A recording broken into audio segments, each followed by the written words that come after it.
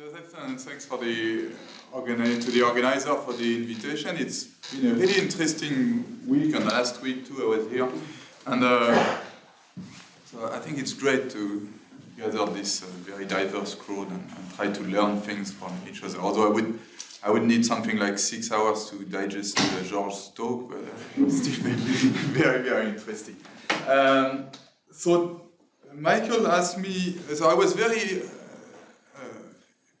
hesitant about what to tell you today, but I got help from Michael, who asked me to talk a bit about the Lean blueprint infrastructure as a kind of a general interest topic, instead of telling you about differential topology formalized in Lean that may have been a bit more specialized. I think he's right. Still, I didn't want to spend 40 minutes on the Lean blueprint stuff, so I thought I would package 3 talks in one, so let's see how it goes. And when you're too hungry, you just stop me. So, what is this Lean blueprint stuff? So first. So the question is how to manage a large formalization project, and from the beginning I need to say there is no unique answer to this question. So of course Georges knows how to manage a large formalization project, for instance, and his answer is very different from the way we do it in the Lean community, for instance. So I will tell you about my personal history and how I've been managing a couple of not small formalization project, but still not odd order scale formalization project. So the personal path for me was the first significant project I worked on was the Perfectoid Spaces project with Johan Comlin and Kevin Bezard. And the way we did that was that we came up with this idea, we will formalize perfectoid spaces, and Kevin thought he knew about the definition of perfectoid spaces, so he told us, yeah, this is easy, we take these lecture notes by Wedorn, and we only need to formalize a couple of pages and it will be fun. And then he would frequently announce on Twitter or Matoverflow that we were 1 week away from finishing, and then he would realize that, oh, but we also need that line in the lecture note, and that line actually hides 30 pages of Bourbaki, and so we were just set back, and then 1 month later we would say, okay, next week we'll be done, and that's how it went, and also with things like, yeah, Patrick, you're doing differential topology, and so there is a word topology in differential topology, so you'll be doing Bourbaki general topology, and I had no idea what was in Bourbaki's general topology. I mean, 5 years ago, I didn't know what was a filter, and so I had to learn all this, and so it was great. I learned a lot of mathematics, and we managed to formalize perfectoid spaces. But for some reason, I also wanted to try something a bit different as an organization for my next project, something with maybe a bit less surprises, and also I wanted to have a larger team. So I wanted to allow collaborations, outside contributions to the project, and not have a 3-person project only. And I heard of Tom Hale's blueprint for the FlySpec project. And I thought that's a nice idea. I think that just writing the proof on paper first and then formalizing it would be nice.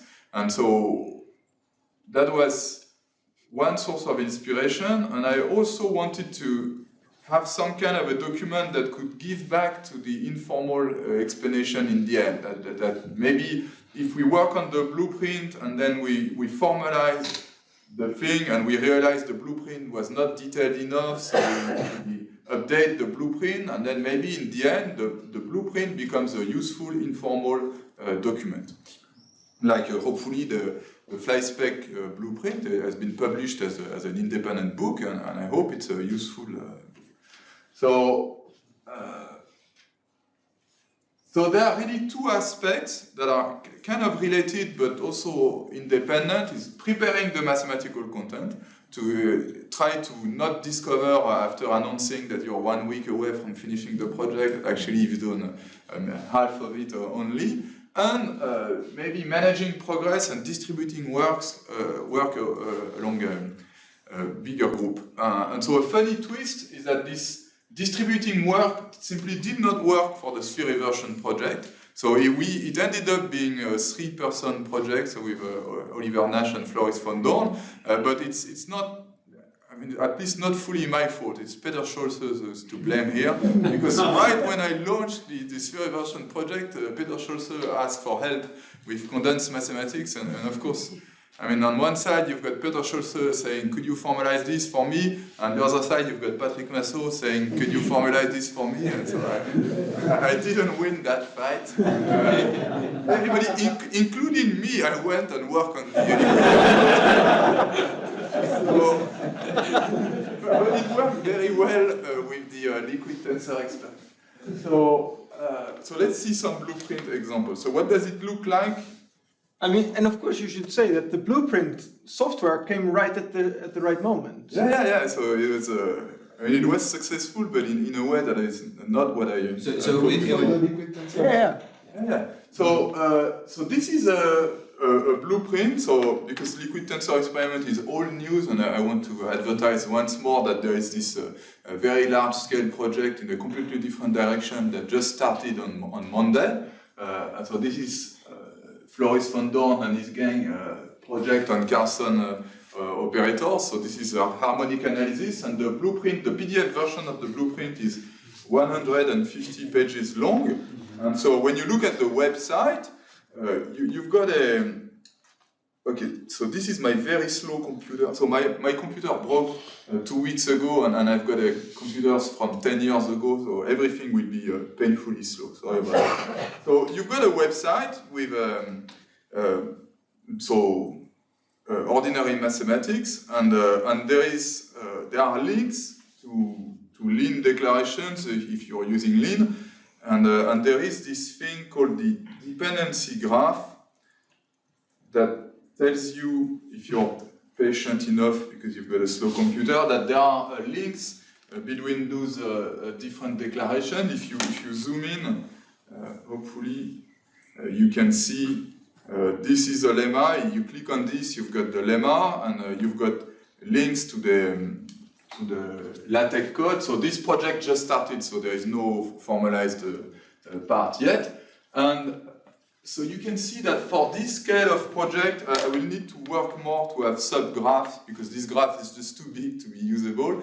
But on maybe I should show the. So where would be the formal part? Maybe I should show the sphere inversion. So this is the sphere inversion project blueprint, and I thought it was nice to have the blueprint being actually blue, but I didn't manage to convince any other people to use the blue theme of the blueprint. Yes, Eric? I'm just confused about one thing. Is this a separate document than the Lean one, or is it inside the Lean one? I will explain that, of course. I'm only showing the web page for now. So this is the dependency graph of the sphere inversion project, so the project for which this blueprint infrastructure was developed. And so this is a smaller graph, but also because the nodes are not very detailed. And so you can see definitions are boxes, and the lemmas are ellipses. And there is if you click on legend, there are explanations about what the color mean. But here everything is green because everything is finished. And there are several kinds of green. I mean, green, dark green means everything is formalized, including dependencies, and light green means either it's a definition or it is formalized, but it depends on stuff that have not been formalized. So this is the kind of information that you get. So for instance, from this graph, you see immediately there is nothing to do on this project, or maybe you want to refactor stuff, but this project is done. Whereas if you go to the other extreme of this blueprint, you can see everything that is blue is something you could work on, because all the dependencies have been formalized, and you see on what it depends on. So in this case, it's because there are no dependencies, because they are just the roots of the graph. Okay, so the idea, so this is really the work distribution part of the story. You want users to, potential contributors to be able to see immediately, yeah, I could work on this lemma, there is a statement, there is a tech version I don't know, layer cake representation, I can jump to the tech file, to the informal version. There is even a proof, and so on. Yes, Mario, question? Well, yeah, I mean, there was one of them had a green border. And Yeah. blue, but with a green border. Yeah, so it means the statement was formalized, but not the proof. Okay? And so again, there are those two aspects that are related, but not formally the same, is to organize cooperation and seeing what is available and preparing the mathematical material. And the preparing the mathematical material, of course, the blueprint stuff does not enforce that the proof is really detailed.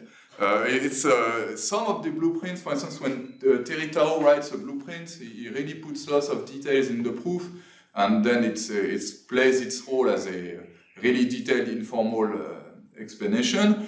In the sphere version project blueprints, there are proofs in the blueprint that simply say those are easy checks, or this is obvious, or things like that. So Left this as is exercise kind of, to the reader. Left as exercise. yeah, left as exercise to the reader, or as they say in the Stacks project, this lemma proves itself.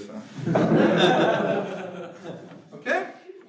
Can you reserve nodes in the dependency graph saying, okay, I want to prove this? Okay, so reserve it? there are also, so I don't know if it's used in this project, you can put in, when you display this lemma or this definition, there could be next to LaTeX and Lean, there could be a discussion link linking to a GitHub issue. So you can also do that.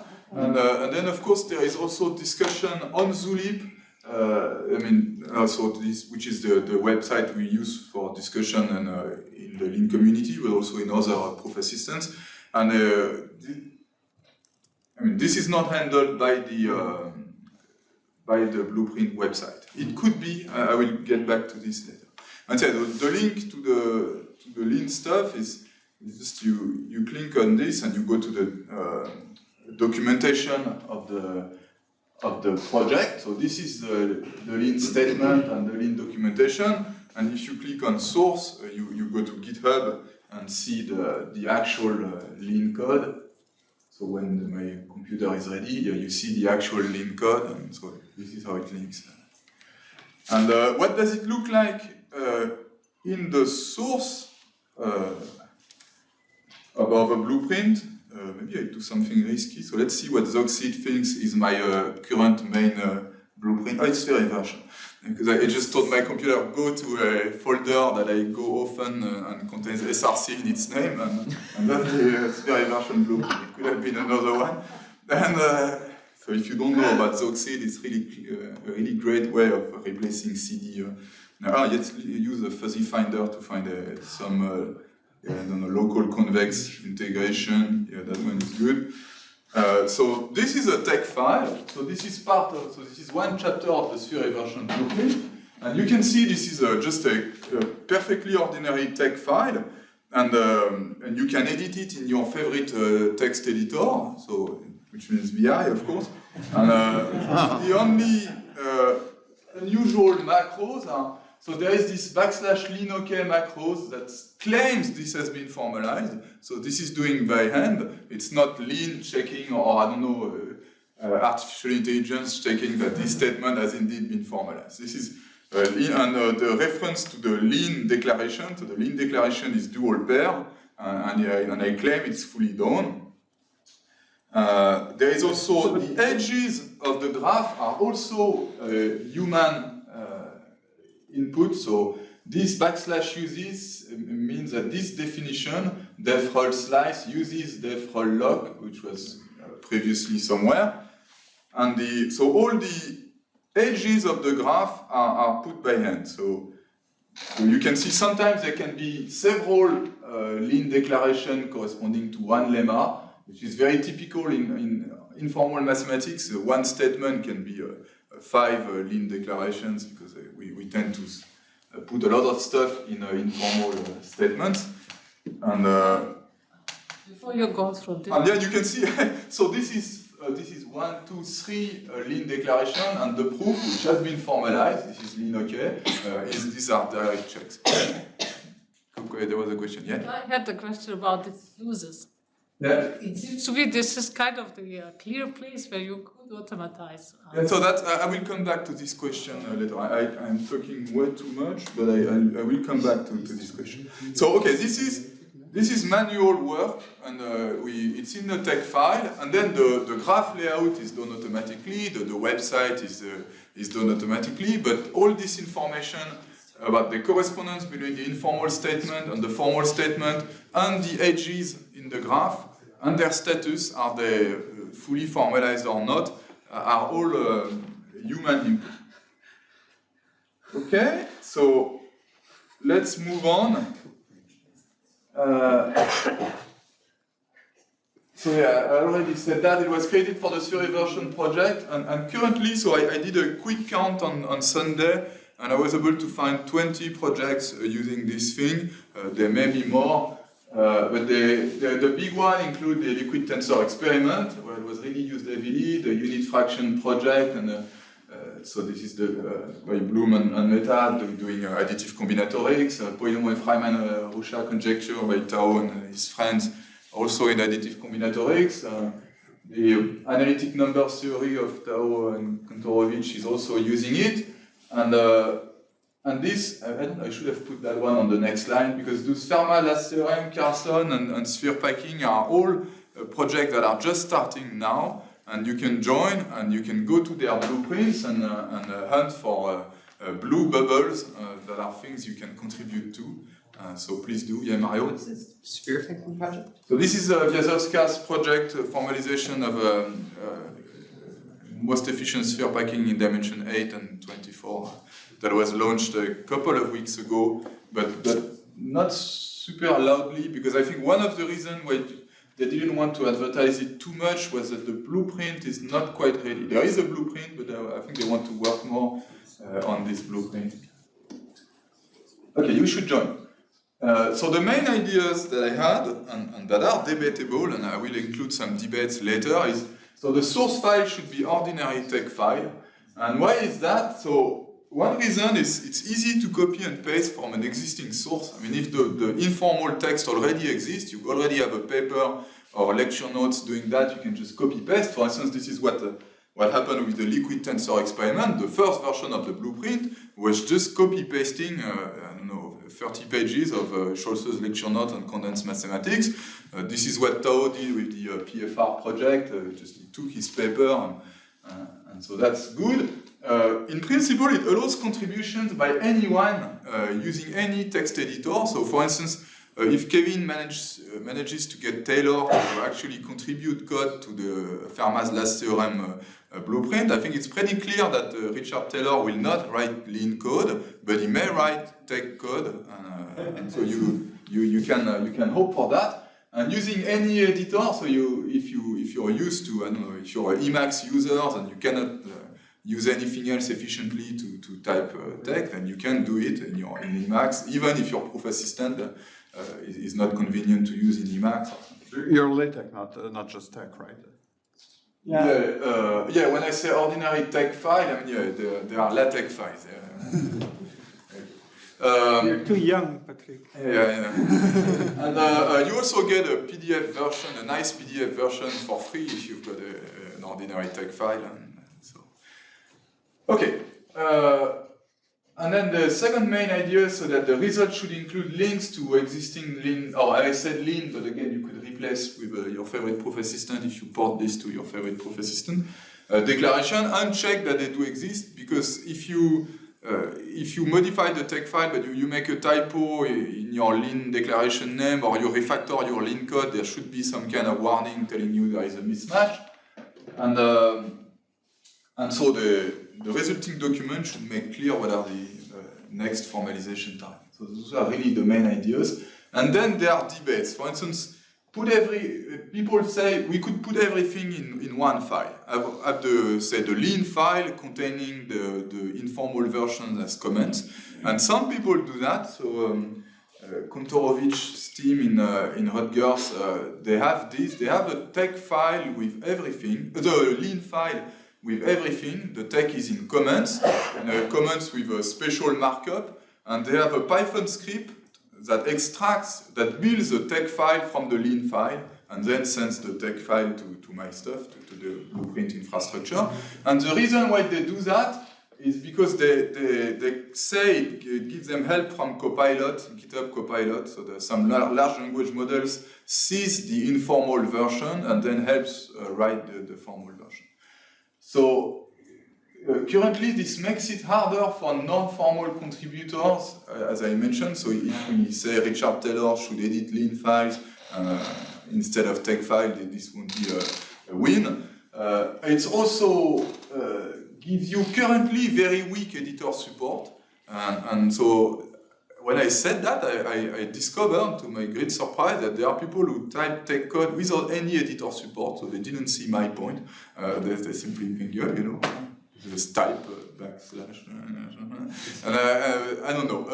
But this is a kind of a technical issue that could be fixed. I mean, text editor should be able to give support for 2 languages at the same time. But it's used in the prime number theorem project. So the other question is, why do I need a /uses command to create the edges of the graph, whereas I already have /ref for that in tech. But I mean, if you say that, it means maybe you've never seen an actual math paper, because it's the norm in math papers is the implicit use everywhere. I mean, you never use consistently /ref, especially if you're using the lemma that is the previous lemma, that is just 10 lines above, you do not use /ref.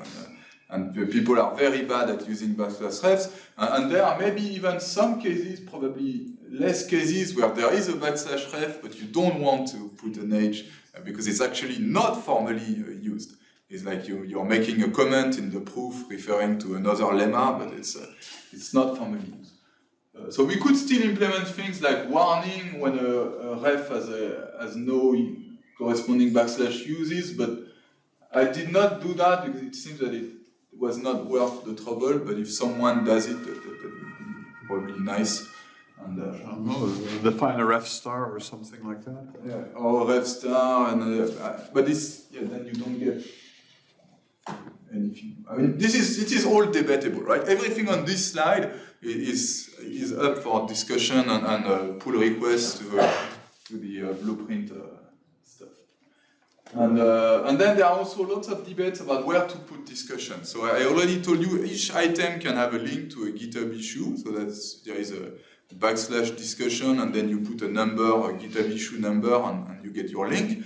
But it's not super convenient. So if you go to Zulip, there are long discussions or in threads called outstanding task, where people say we need to do this and this and this, and then contributors come and say I want to claim task 5, and I will work on this. But it's unclear whether we need more technological support or whether this is enough.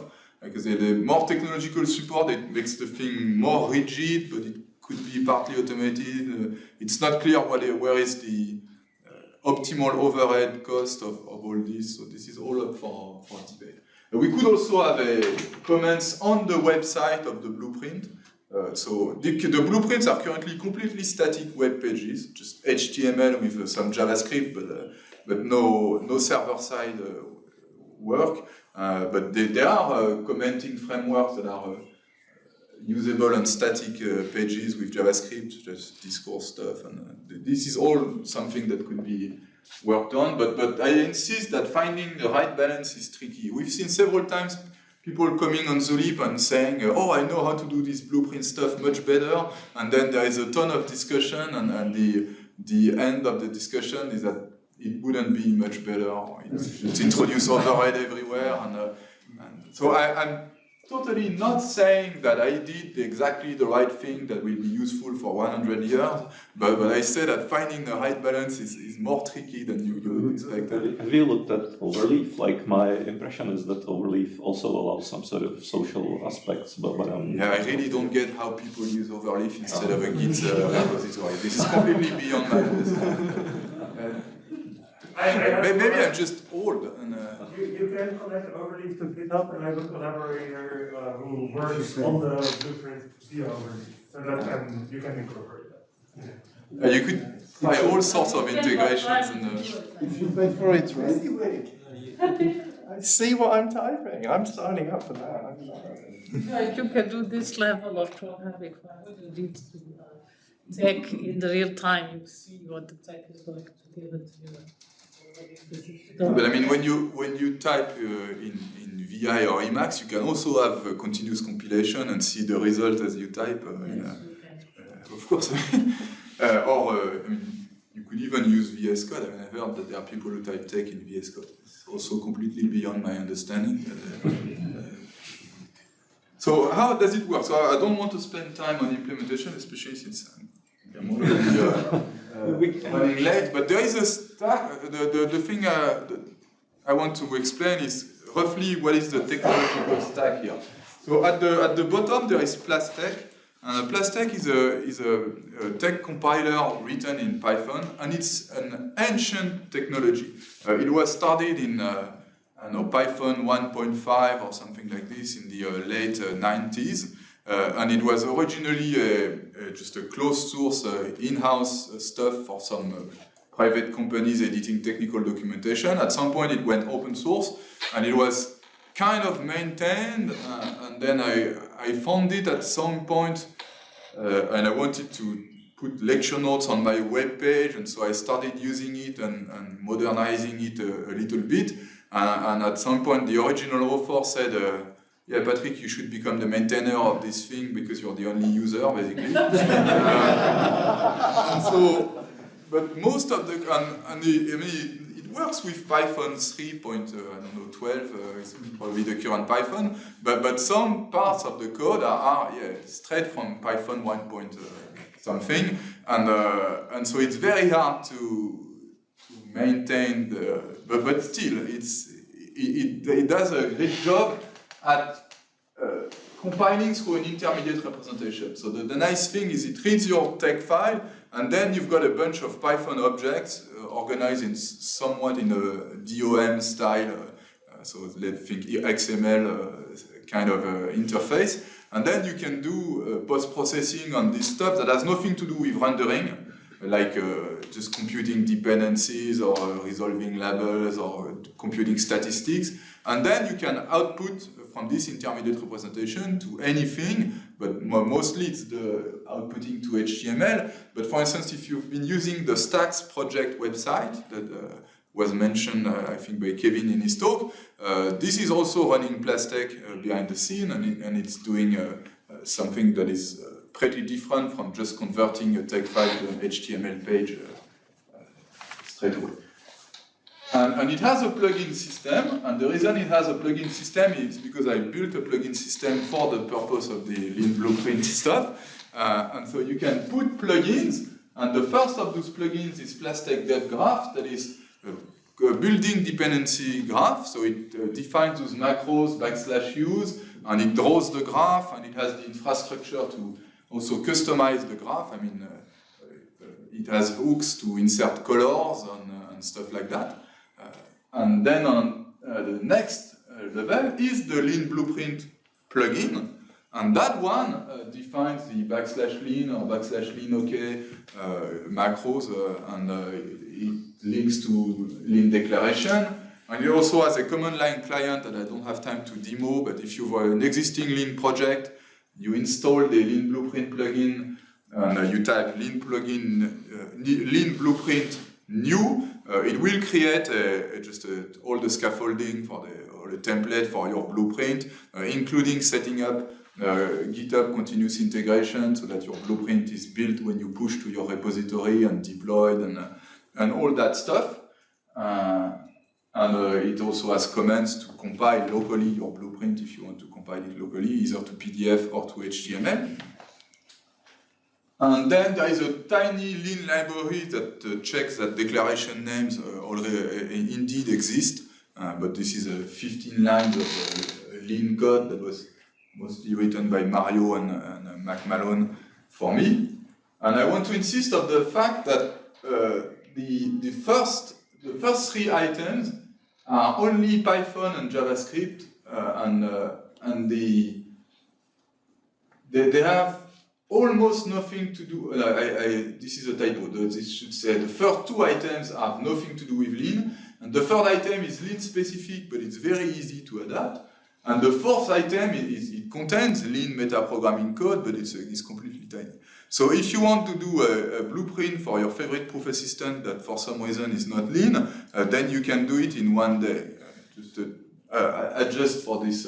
And maybe rename this /lean macro to a /rock macro, and this is really very easy to do. Of course, you need to like Python. So if you're a real computer scientist and you at least you cannot say in public that you like Python, then you're screwed. If you like Rust, there's Rust here. Yeah, you could Rust it. You could rewrite it in Rust if you want, but you need to use the. I understand. I know what you. Yeah. So, I mean, really, so when I started playing with Plastech, because I had no idea that Proof Assistant existed at that time. I just wanted my differential topology nodes to be available on the web. Because I was seeing students reading my PDF file on their phones and just zooming on their phones to read my lecture notes. And Python is the language that I knew at that time. So it seemed easier to hack this instead of something written in Perl. Okay, so no, what about? So I have 10 more minutes, right? Sort of. Sort of, yeah. So I guess I could have done 40 minutes only on Lean Blueprint, but I will still tell you a bit about. Maybe we could just have the blueprint and somehow tell the computer, no, you formalize it. So maybe not the kind of blueprint that says those are easy checks, but a really detailed blueprint and let's formalize it. I think that the current state of those tools, they do only the easy part of formalization. And for instance, they do proofs, but they do not do definitions. And the formalizing the definitions is currently the hardest part. I mean, deciding on the encoding and know the type classes that you want to create and stuff like that. Maybe you've got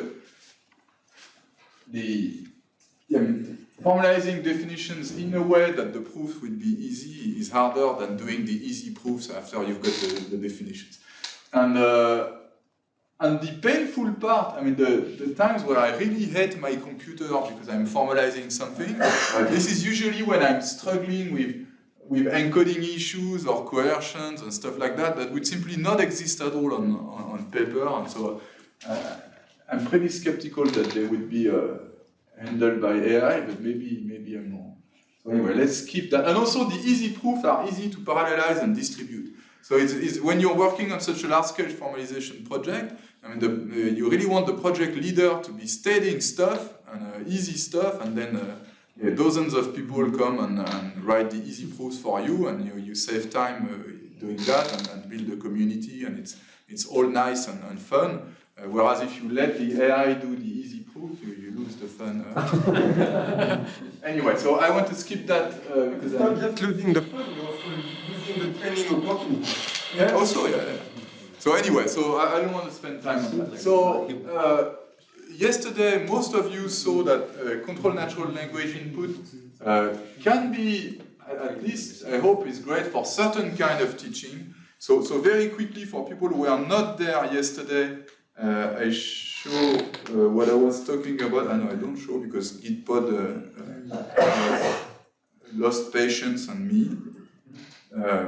So I'm using Lean for teaching, and in order to make it easier for students to transfer their skill to papers, I've got those control natural language tactics. And is it the same here? Oh.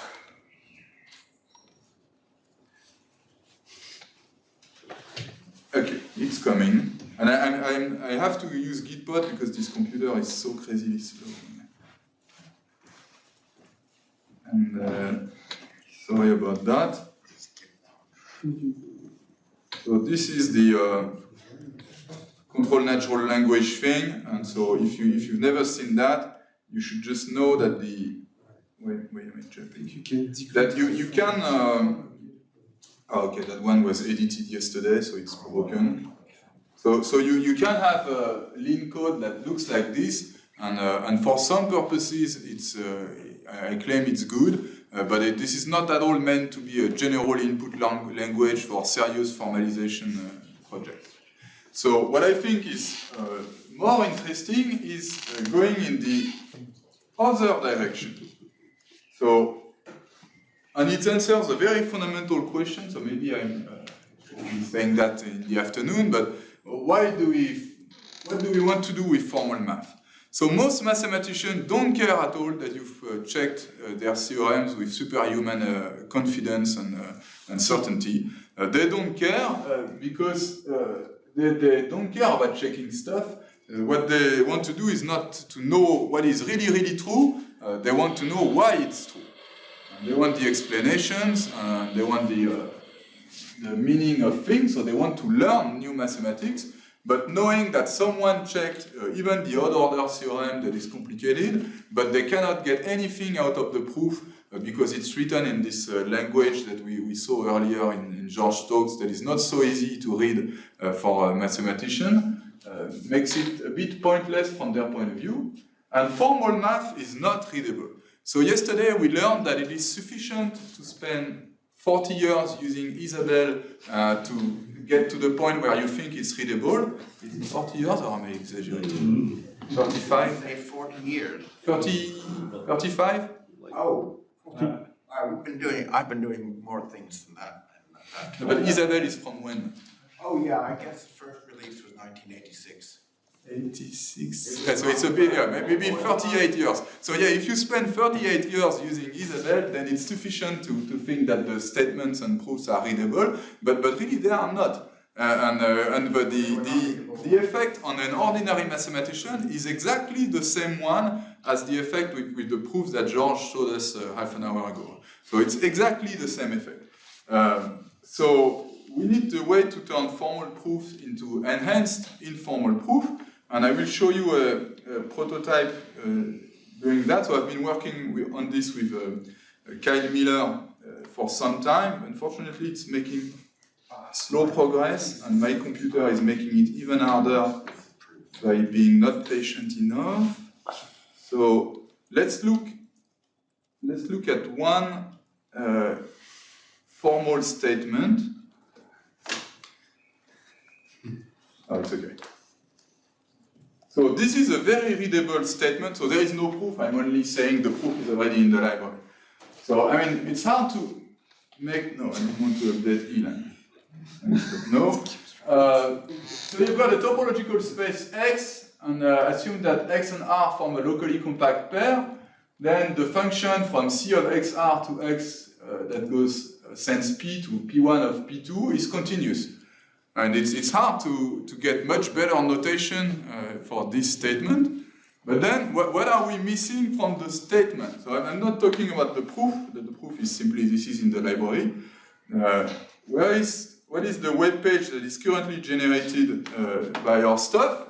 So first, so this is automatically generated from the Lean declaration that we saw earlier.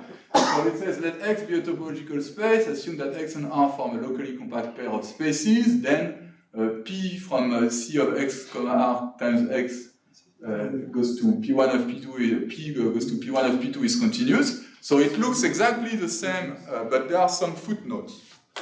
So there is a footnote here saying locally compact pair of space, and here this is the footnote corner. This means that for any, so there is some explanation, so it explains the definition of that. And there is a footnote on continuous. So what does it mean continuous? The footnote explains that we equipped R with the topology coming from its uniform space structure. So this is what happens when you click too many footnotes. You start to see the dirty little secrets of the formalized mathematics, because the topology on R, instead of saying this is the obvious topology on R, it says this is the topology coming from its uniform space structure. And then there is a little plus here that you can click to get more information about this uniform space structure. Yeah, it says, no, we equip R with the uniform space structure coming from its pseudometric space structure. And then you can click the little plus here, and maybe you go too deep, but Okay, let's see the next footnote. It's kind of interesting too. We might have to start wrapping it up. Yeah, I'm wrapping. So here you say what it means. So this continuity explains that we equipped this product with the product topology, and you click on that, and you will learn that this topology is generated by product of an open set in a continuous map from X to R and open set in X. But this first open as a footnote saying that we equipped this space of maps. Or maybe I should have said first, if I put my cursor here, I see that this notation, come on, means continuous map from X to R. And so this is equipped with the compact open topology footnote. Compact open topology is generated by the set of functions and so on. And here there are footnotes on open sets in R, because again, what is the topology on R? So, and you see, if you go back to the proof assistant, and if you simply say, yeah, I like my notation for this statement, you're still hiding all this information. And then there is also, well, people have already seen that we've worked on the proof stuff, and again, adding details on the proof state inside the proof, or proof state. Displaying, if you click somewhere in the proof, you see the current proof state written in English, and you can add for more details when it says one can see it suffices to prove, and if you click on plus, you get a whole new paragraph explaining why this is sufficient, and so on. So this is the tool we are currently working on, and Joseph will kill me if I go on. But, so I claim that this is, if we manage to get this thing to work reliably, and if it's easy enough to translate all of your favorite library into that format, then working mathematicians may notice that we are doing something useful.